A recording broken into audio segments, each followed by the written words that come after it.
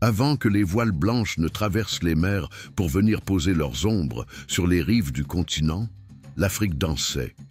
Elle dansait avec le vent, avec les arbres, avec les fleuves et les étoiles. Les peuples d'Afrique ne vivaient pas sur la terre, ils vivaient avec elle. Chaque pierre, chaque arbre, chaque animal avait une voix, une place, une histoire. Les anciens écoutaient le silence, et dans ce silence, ils entendaient la voix des ancêtres. Les enfants apprenaient sous les baobabs, dans la chaleur des cercles communautaires où la parole était sacrée et la mémoire collective. Il n'y avait pas de maître, car la vie elle-même était l'unique souveraine.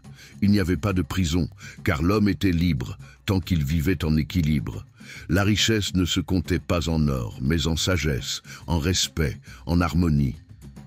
Mais un jour, les océans vomirent des navires venus d'ailleurs. Des hommes à la peau pâle, au regard froid et aux mains avides, posèrent le pied sur la terre-mère, non pour écouter ses chants, mais pour l'exploiter, la défigurer, la dominer.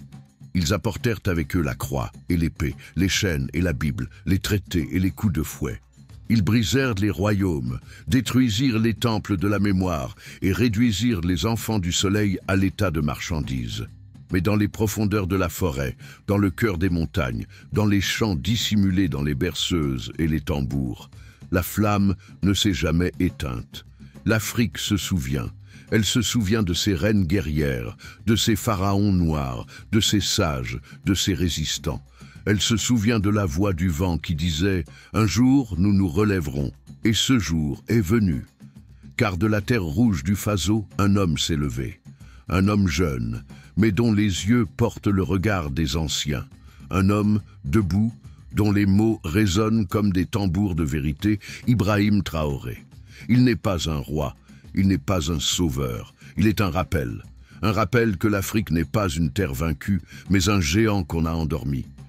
Il est la voix de ceux qu'on a voulu faire taire. Il est l'héritier de Sankara, l'écho de Lumumba, le cri d'une génération qui dit « Nous ne serons plus à genoux ». L'Afrique n'est pas pauvre, elle est pillée. L'Afrique n'est pas divisée, elle est fracturée par des frontières qu'elle n'a pas dessinées. Mais l'Afrique guérit, elle guérit par la mémoire. Elle guérit par la jeunesse qui se réveille, par les voix qui se lèvent, par les tambours qui recommencent à battre. Et tant que l'histoire sera racontée, tant que les ancêtres vivront dans les mots, tant que des peuples oseront rêver debout, l'Afrique renaîtra. Les archives légendaires sont là pour ça. Pour raconter ce que les livres d'histoire ont voulu effacer, pour transmettre ce que les cœurs n'ont jamais oublié. Car l'Afrique ne meurt pas, elle se souvient, et aujourd'hui, elle se relève.